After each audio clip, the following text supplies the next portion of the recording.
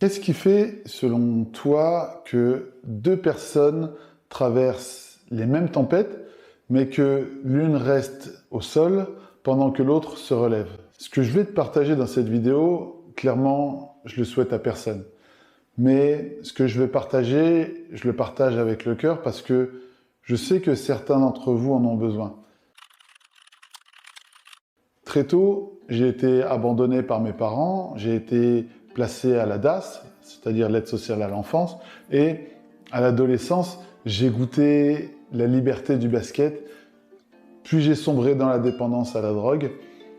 Et aujourd'hui, je suis coach, je suis entrepreneur, je suis papa, je suis un mari aimant et comblé. Je vis une vie pleine, alignée et surtout une vie vibrante. Pas parce que je suis plus fort, mais parce que quand tout allait mal, j'ai choisi de me relever.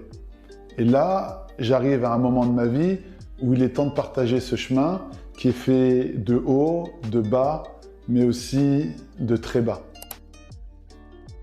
Mon père est reparti au Sénégal quand j'avais 2 ans environ. À 4 ans, l'aide sociale à l'enfance m'a arraché à ma mère, comme mes frères et sœurs.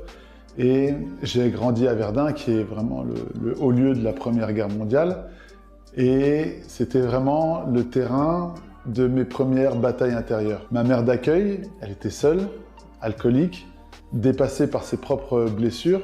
Et quand j'étais dans cette famille d'accueil, chez cette maman, je me sentais pas éduqué, je me sentais pas toléré.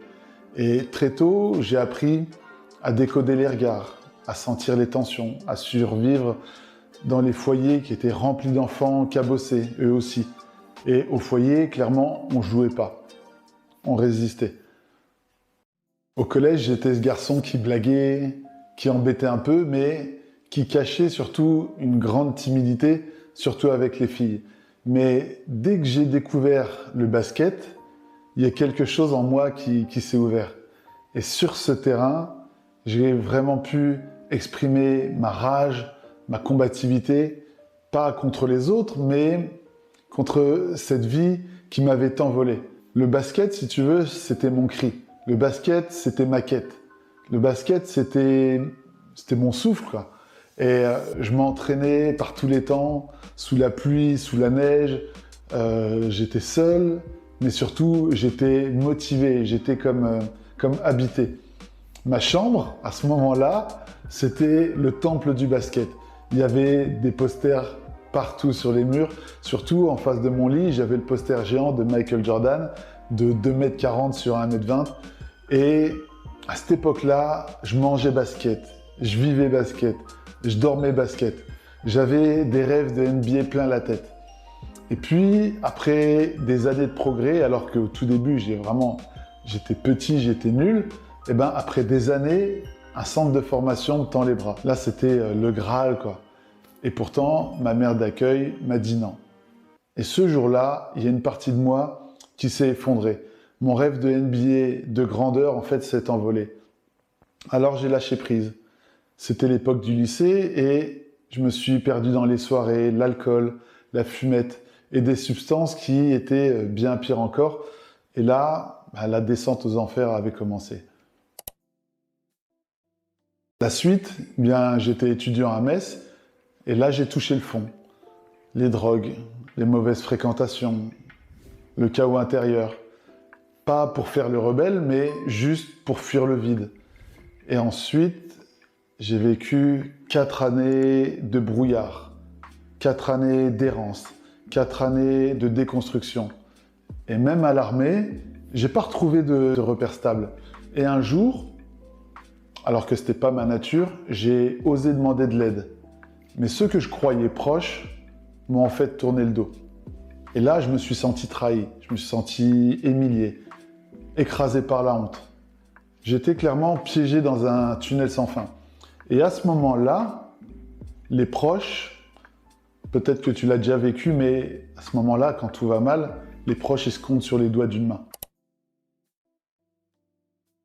Mars 2003, là, il y a un déclic, une lueur. Là, j'entends comme une voix intérieure qui me dit « Allez, relève-toi, c'est reparti ». Et là, je me dis « Mais je suis tombé seul, je me relèverai seul ». Et en un mois, j'ai repris mes études, j'ai repris le sport. Quelques mois après, j'ai repris le basket. Mais très rapidement, en fait, après cette décision, je suis sorti de ma dépendance à la drogue avec une détermination sans faille. J'ai pris mes affaires, j'ai changé de ville, j'ai déménagé. J'ai persévéré, jour après jour. Ça a pris du temps, lentement. Mais parce que tout détruire va vite, mais reconstruire, ça prend du temps. Parce que les choses qui valent la peine prennent du temps. Et avec mon BTS en poste, je débarque dans la finance à Luxembourg. Initialement, c'était juste pour quelques mois. Et finalement, j'y resterai 15 ans. Donc dans cette société, j'ai monté les échelons, j'ai pris des responsabilités, mais quelque chose clochait. Je ressentais un mal-être sourd dans ce milieu, un sentiment d'enfermement, le sentiment d'être incompris. Parce que ce que je crois, c'est que ce monde-là n'était pas fait pour moi.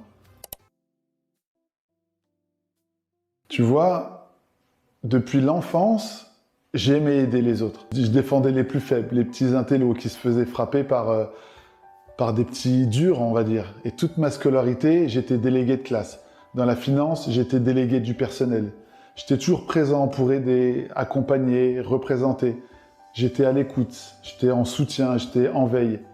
Et ce feu-là, à l'intérieur de moi, s'est jamais éteint. Et à peu près 1 an avant le Covid, j'ai commencé à me lever à 5 heures du matin, pas pour courir, mais pour construire. Et tout en travaillant à temps plein dans la finance, j'ai bâti mon projet de cœur, qui est celui d'avoir ma société de coaching. Et je l'ai créé dans l'ombre, pas pour briller, mais pour incarner mes valeurs de développement, de résilience, d'épanouissement. Ce que j'ai vécu dans ma vie, je le souhaite à personne. Mais cette vie-là, je l'échangerai pour rien au monde. Mes cicatrices, si tu veux, elles m'ont donné ce que les diplômes ne donnent pas. Elles m'ont donné l'intuition, l'empathie, la lucidité. Mes cicatrices, elles m'ont donné la compréhension fine des autres. Et aujourd'hui, je pense être un coach à part, pas parce que je sais tout, mais parce que je suis passé par là. Je suis passé par l'obscurité. Et aussi parce que je vois clair en ceux qui traversent cette obscurité. Tu vois, dans la vie, tu croiseras toujours des gens qui croient savoir mieux que toi qui tu es.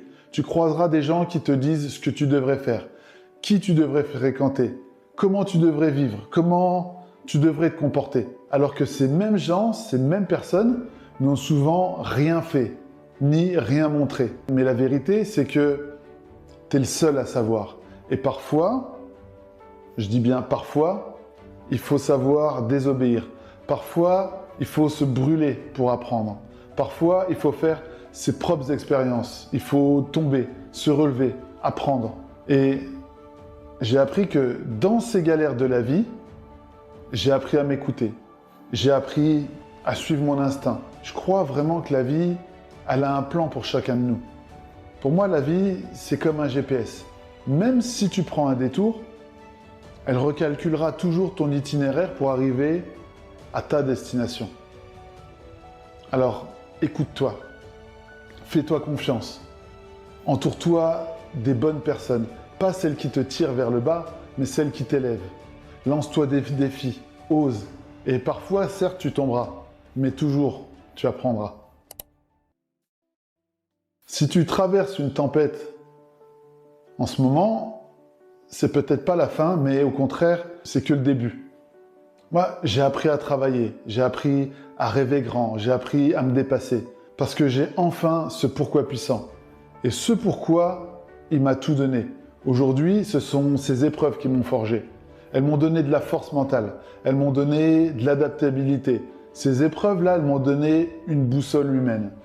Et grâce à elles, j'aide aujourd'hui des joueurs, des jeunes, des adultes.